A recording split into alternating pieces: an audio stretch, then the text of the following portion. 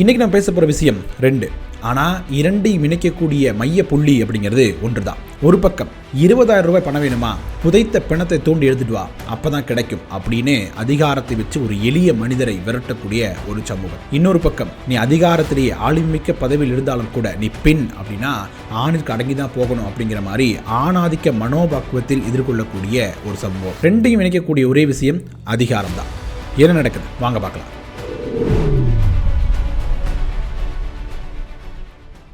வணக்கம் மக்களே, நான் உங்கள் மது கோப்பாசையிலிருந்து. முதல்ல இந்த ஒரிசாவில் நடந்த அந்த விஷயத்துக்கு இருந்து தொடங்குவோம்.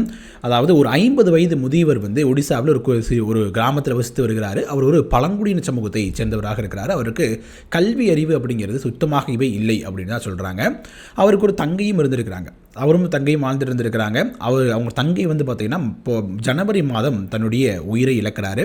அவருக்கு ஈமச்சடங்குகள் எல்லாம் செய்கிறது, பல்வேறு இடங்களில் கடனை வாங்கி அவர் தன்னுடைய சகோதரிக்கான இதை கட்டி இந்த இறுதி சடங்கை நிறைவாக செய்து முடிக்கிறார். அதற்கு பிறகுதான் தெரியுது தன்னுடைய தங்கையினுடைய வங்கி கணக்கில் ஒரு 20,000 ரூபாய் போட்டு வச்சிருக்கிறாரு. சிறுக சேமித்த தொகை 20,000 ரூபாய் தன்னுடைய தங்கையுடைய வங்கி கணக்கில் என் தங்கை சேர்த்து வச்சுருக்காங்க அப்படிங்கிற விஷயம் தெரிய ஜனவரி மாதத்திலிருந்து வாரம் 3 முதல் 4 முறை டெய்லியுமே பேங்க்குக்கு போகிறாரு. போயிட்டு இப்படி என்னுடைய சகோதரி இருந்தாங்க, அவங்க இந்த இதில் அக்கௌண்ட் ஓப்பன் பண்ணியிருக்கிறாங்க, இந்த பாஸ்புக் கூட கொண்டு போகிறாரு. இதில் அவங்க இறந்து போயிட்டாங்க. இப்போ இறந்து போனதற்கு பிறகு அந்த பணத்தை எங்களுக்கு வேணும், எடுக்கணும், என்ன பண்ணணும் அப்படின்னு ப்ரொசீஜர் கேட்கும்போது ஒரு பழங்குடியின சமூகத்தைச் சேர்ந்தவர், படிப்பறிவு இல்லாதவர். அப்படி இருக்கும்பொழுது ஒரு வங்கியில் இருக்கக்கூடிய மேனேஜர் நிலையில் இருக்கக்கூடிய ஒரு நபர் தொடர்ந்து யார் அக்கௌண்ட்டில் பணம் இருக்குதோ அவர் நேரில் வந்தால் தான் பணம் தருவோம் அப்படிங்கிற மாதிரி தொடர்ந்து சொல்லிகிட்டே இருந்திருக்கிறாங்க. இப்போ ஒரு வாரத்திற்கு 4 முறை அப்படின்னு கணக்கு வச்சோம்னா ஜனவரி மாதத்துலேருந்து இப்போது பார்த்திங்கன்னா ஏப்ரல் மாதம் வந்துருச்சு.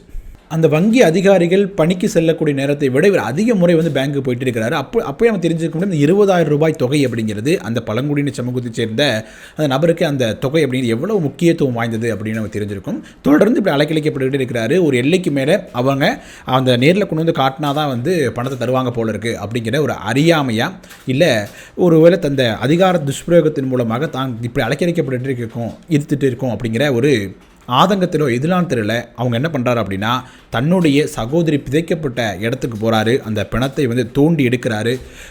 ஒரு புதைத்து 3 மாதங்களான அந்த பிணத்தை தன்னோட தோளில் தூக்கி போட்டுக்கிட்டு நேரடியாக வங்கிக்கு செல்கிறாரு. நீங்கள் தானே கேட்டீங்க, இப்போ அந்த வங்கி கணக்கு வச்சுருக்கக்கூடியவர்களுக்கு வந்தால் தான், அவங்கள முன்னாடி வந்தால் தான் அவங்க மூலியமாக தான் நாங்கள் பணம் தருவோம் அப்படின்னு சொன்னீங்களே, இவங்க தான் என்னுடைய சகோதரி, இறந்து 3 மாதம் ஆகிடுச்சு, நாங்கள் புதைச்சி வச்சுருந்தோம், இப்போ நீங்கள் தொடர்ந்து என்ன கேட்டுகிட்டே இருந்தீங்க, அதனால் இப்போ உங்களோட எடுத்துக்கிட்டு காட்டுறேன் அப்படிங்கிற மாதிரி பாதி சிதைக்கப்பட்டு எலும்பு கூடாக இருந்த தன்னுடைய சகோதரியை பேங்க்குள்ளே கொண்டு போயிட்டு படுக்க வைக்கிறாரு. ஆடி போன அந்த அதிகாரிகள் என்ன செய்வது அறிவாங்க, காவல்துறையிட்ட புகார் அளிக்கிறாங்க. காவல்துறையும் இது எப்படி எடுத்துக்கொள்கிறாங்க அப்படின்னா அறியாமையின் காரணமாக அவர் பண்ணுகிறார் அப்படிங்கிறது தான் எடுத்துக்கிறாங்க. ஏன்னா பழங்குடி சமூகத்தைச் சேர்ந்தவர் ஒரு 50 வயது முதியவராக இருக்கிறார். தொடர்ந்து 3 மாத காலமாக 20,000 ரூபாய் பணத்தை, அதுவும் தன்னுடைய தங்கையினுடைய பணத்தை பெறணும் அப்படிங்கிறதுக்காக தொடர்ந்து போராடுறாரு. விரக்தியின் உச்சத்திற்கு போகிறாரு. அதன் பிறகு தான் இதை இந்த ஒரு காரியத்தை செய்கிறார். அப்படிங்கும் பொழுது அந்த பணத்தை பெற்றுத் தருவதற்கு என்ன செய்யலாம் அப்படிங்கிற மாதிரி தான் காவல்துறை அடுத்தடுத்த நடவடிக்கைகள் எடுக்கிறாங்க அப்படின்னும் இந்த நேரத்தில் சமூக ஊடகங்களில் இந்த வீடியோ வைரல் ஆகுது. இது நிறைய விதமான கருத்துக்கள் பரிமாறப்பட்டுகிட்டே இருக்கிறது. அந்த குறிப்பிட்ட வங்கி அதிகாரி, அந்த மேனேஜர் மீது குறிப்பிட்ட நடவடிக்கை எடுக்கணும். தொடர்ந்து அலைக்கழிக்கப்பட்டிருக்காரு. வேண்டுமென்றே, அதாவது சகோதரி இறந்து போயிட்டார் அப்படின்னு தெரிஞ்சும் கூட அவங்க நேரில் வந்தால் தான் பணம் தருவோம் அப்படிங்கிற மாதிரி ஒரு பழங்குடி சமூகத்தைச் சேர்ந்த ஒரு வயதான படிப்பறிவு இல்லாத, இது தொடர்பான எந்த ஒரு அறிவும் இல்லாத ஒரு நபர் தான் அவர். இந்த வங்கியில் நடைமுறைகள் என்ன, டெட் சர்டிஃபிகேட் வாங்கணுமா, என்ன பண்ணணும் அப்படிங்கிற எதுவுமே அந்த நாலேஜ் இல்லாத ஒரு பர்சன்ட்டை கொண்டு போய் தன்னுடைய அதிகார திமுறை காட்டிய அந்த வங்கி மேலாளர் மீது உரிய நடவடிக்கை எடுக்க வேண்டும் அப்படின்னு தான் தொடர்ந்து சமூக வலைதளங்களில் பதிவுகள் பகிரப்பட்டு இருக்கு. நீங்கள் என்ன நினைக்கிறீங்க மக்களே? ஒரு ஏழை தன்னுடைய உரிமையை, தன்னுடைய தொகை பெறுவதற்கு எலும்புக்கூட்டை ஆதாரமாக காட்ட வேண்டிய ஒரு நிலையில் தான் டிஜிட்டல் இந்தியா, வளர்ந்த இந்தியா, அடுத்த வல்லரசாக போகிற இந்தியா, உலகிலேயே மிகப்பெரிய ஜனநாயக நாடு இந்தியா அப்படின்னு சொல்லக்கூடிய நாடு இருக்குது அப்படிங்கிறது தொடர்பாக உங்களுடைய கருத்துக்கள் என்ன அப்படிங்கிறத மறக்காமல் கமெண்ட் செக்ஷனில் பாருங்க. அடுத்த விஷயம், இன்னொரு விஷயம் தொடர்ந்து பேசணும் இல்லையா, அந்த அதிகாரம் அப்படிங்கிறது சாமானிய மக்களின் மீது மட்டும் செலுத்தப்படுறது கிடையாது. உயர் பதவியில் இருக்கிறாங்க இருந்தாலும் கூட அவர்கள் மீதும் அதிகாரம் அப்படிங்கிறது தன்னுடைய கோர முகத்தை காட்ட தவறுது இல்லை அப்படின்னு தான் நான் பார்க்கலாம். நான் பேச போகிறது வேறு யாரும் இல்லை, வெஸ்ட் பெங்காலுடைய முதலமைச்சர் மம்தா பானர்ஜி அவர்கள். அவரை வீழ்த்துவதற்கு அப்படிங்கிறது அங்கே எதிர்க்கட்சியாக இருக்கக்கூடிய பாஜகவினுடைய தலைவர்களே அங்கே உள்ளூர் தலைவர்களே போதுமானவர்களாக இருக்கலாம் அப்படின்னு கருதினாலும் கூட இப்போ இந்த தொடர் அணிவகுப்பாக இருக்கட்டும், அதாவது பிரதமரிலிருந்து உள்துறை அமைச்சரிலிருந்து மொத்த அமைச்சரவையும் நேரடியாக வெஸ்ட் பெங்காலில் போய் களமிறங்கிறது அப்படிங்கிறது இது ஒரு சாதாரண தேர்தல் வெற்றிக்கு மட்டும் இல்லை அப்படின்னும், இது ஒரு பெண்ணாக இருக்கக்கூடிய ஒருத்தவங்க தன் உச்ச பதவியில் அமர்ந்துக்கிட்டு நாங்கள் என்ன பண்ணாலும் அதுக்கு அடங்க மாட்டோம், அதற்கு எதிர்த்து நாங்கள் போராடுவோம் அப்படிங்கிற நிலையில் இருக்கிறத அவர்களால் ஏற்றுக்கொள்ள முடியவில்லை. அவங்களோட சித்தாந்தம், அவள் உள்வாங்கி இருக்கக்கூடிய சித்தாந்தம் ஏற்றுக்கொள்ள மறுக்குது. இந்த ஆணாதிக்க சமூகத்தில் எப்போதுமே பெண்கள் எந்த நிலையில் இருந்தாலும் அது ஆண்களுக்கு அடுத்த நிலையாகத்தான் இருக்கும் அப்படிங்கிறது தான் அவங்களோட சித்தாந்தம். அதனோட வெளிப்பாடு தான் இது போன்ற ஒரு அக்ரஷனை அவங்க காட்டுறாங்க அப்படிங்கிற மாதிரியான விமர்சனங்களை முன்வைக்கிறாங்க. மம்தா பானர்ஜி அவர்களுடைய அரசின் மீது பல்வேறு விதமான குற்றச்சாட்டுகள் முன்வைக்கப்பட்டிருக்கிறது. ஊழல் குற்றச்சாட்டு இருக்குதுன்னு சொல்கிறாங்க, சட்ட ஒழுங்கு பிரச்சனை இருக்குது, அது போன்ற குற்றச்சாட்டுகள் இருந்தாலும் கூட சித்தாந்த ரீதியான மோதல் அப்படிங்கிறது தான் பாஜக கையில் எடுக்கக்கூடியதாக இருக்குது. அங்கே இருக்கக்கூடிய 27% முஸ்லீம்கள் இருந்தாலும் கூட பாஜகவில் ஒரு முஸ்லீம் வேட்பாளர் கூட இல்லை அப்படிங்கிறத நம்ம நிறைய டைம் பேசியிருக்கிறோம். மம்தா பானர்ஜி முஸ்லீம்களுக்கான தலைவர் அப்படிங்கிறதுல அவங்க முன்னிலைப்படுத்த முயற்சிக்கிறாங்க. அதையும் தாண்டி ஊடுருவல், அதாவது வெளி நாடுகளிலிருந்து வங்காளதேசத்திலிருந்து பிற நாடுகளிலிருந்தும் மேற்கு வங்கத்துக்குள் ஈஸியாக ஊடுருவி உள்ள வந்துடுறாங்க. அவர்களுக்கு மேற்கு வங்க அரசாங்கம், தற்போது இருக்கக்கூடிய மம்தா அரசாங்கம் உறுதுணையாக இருந்து அவங்க சப்போர்ட் பண்ணுறாங்க. அப்படி பண்ணும் பொழுது அங்கே இருக்கக்கூடிய மற்ற மக்களுக்கு அது வேலைவாய்ப்பையோ மற்ற கிடைக்கக்கூடிய சலுகைகளையோ தடுக்குது அப்படிங்கிற மாதிரியான பிரச்சாரங்களை முன்னெடுக்கிறது. அதையும் தாண்டி பெண் அப்படிங்கிற ஒரு ப்ரிவிலேஜை பயன்படுத்திக்கிறாங்க மம்தா பானர்ஜி. அதை பயன்படுத்தி முன்னிலைப்படுத்தி ஒவ்வொரு விஷயம் பேசும்பொழுது அவர்கள் மீது அது அனுதாபமாக மாறுது. அதனால தான் இவனால் அவங்க ஆட்சியில் இருந்திருக்கிறாங்க அப்படிங்கிற மாதிரியான விமர்சனமும் தொடர்ந்து முன்வைக்கப்பட்டுக்கிட்டே இருக்குது. ஒரு பெண் அனைத்து விதமான அதிகாரங்களை பெற்று ஒரு உச்ச பதவியில் இருந்து அமரும் பொழுது அதை ஏற்றுக்கொள்ள மனம் மறுக்கும் பொழுது ஆணாதிக்க மனப்பான்மை கொண்ட நபர்கள் அவர்கள் மீது எல்லா விதமான ஆயுதங்களை பயன்படுத்துகிறாங்க. எடுத்துக்காட்டுக்கு ஈடியாக இருக்கட்டும், ஐடியாக இருக்கட்டும், பல்வேறு விதமான ஆயுதங்களை பயன்படுத்துகிறாங்க.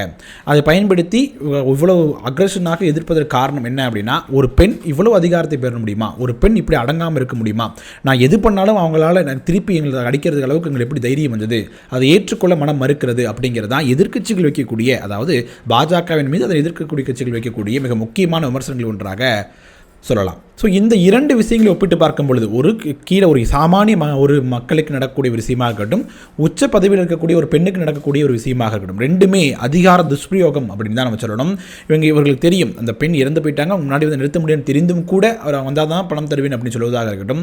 இன்னொரு பக்கம் ஒரு பெண் ஆட்சி அதிகாரத்தில் இருக்கிறாங்க, எது பண்ணாலும் அவங்களுக்கு எதிர்த்து வாதாடுறாங்க, எதிர்த்து களமாடுறாங்க அப்படிங்கிறதுக்காக மொத்த ஃபோர்ஸையும் எதிர்க்கி அவங்களை ஒடுக்க பார்ப்பது அப்படிங்கிறதா இருக்கட்டும். ரெண்டுமே அதாவது ஜனநாயகத்தின் குரல் வலையை நசுக்கக்கூடிய விஷயம் தான் நாம் பார்க்கணும். மம்தா பானர்ஜி அரசின் மீது பல்வேறு விதமான விமர்சனங்கள் முன்வைக்கப்படுது, ஊழல் குற்றச்சாட்டு உட்பட பல்வேறு இருந்தாலும் கூட அவங்க முன்னிறுத்துவது என்ன அப்படின்னா ஆணாதிக்க சமூக மனோநிலையை தான் அப்படிங்கிறது தான் வைக்கக்கூடிய மிக முக்கியமான குற்றச்சாட்டாக நாம் பார்க்கலாம். அங்கு ஒரு ஏழை பழங்குடியினர் எடுத்துகிட்டு போன அந்த எலும்புக்கூடு அப்படிங்கிறது வெறும் எலும்புக்கூடு மட்டும் கிடையாது, அது மனிதாபிமானத்தின் மிச்சம் அப்படின்னு சொல்லலாம். இன்னொரு பக்கம் மம்தா பானர்ஜி எதிர்கொள்வது அப்படிங்கிறது ஒரு அரசியல்வாதியாக எதிர்கொள்வது மட்டும் கிடையாது, அரசியல் வேரூன்றி இருக்கக்கூடிய ஆணாதிக்க மனோபாவத்தை தான் அப்படின்னும் நாம் பார்க்கலாம்.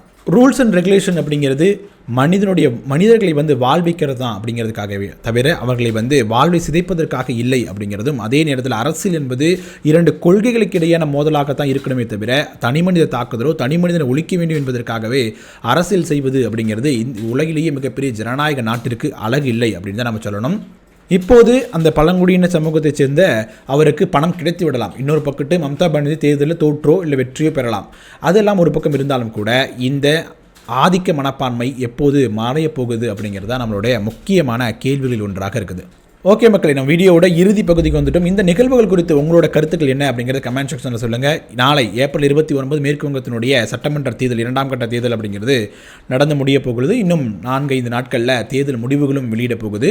இந்த முடிவுகள் எப்படியாக இருக்க போகுது அப்படிங்கிறது தொடர்பான உங்களுக்கு கருத்துக்கள் என்ன அப்படிங்கிறத கமெண்ட் செக்ஷனில் சொல்லுங்கள். வீடியோ பிடிச்சிருந்துச்சு அப்படின்னா லைக் பண்ணுங்கள், ஷேர் பண்ணுங்கள், கோபாஸ் யூடியூப் சேனலை சப்ஸ்கிரைப் பண்ணிக்கோங்க. தொடர்ந்து பேசுவோம்.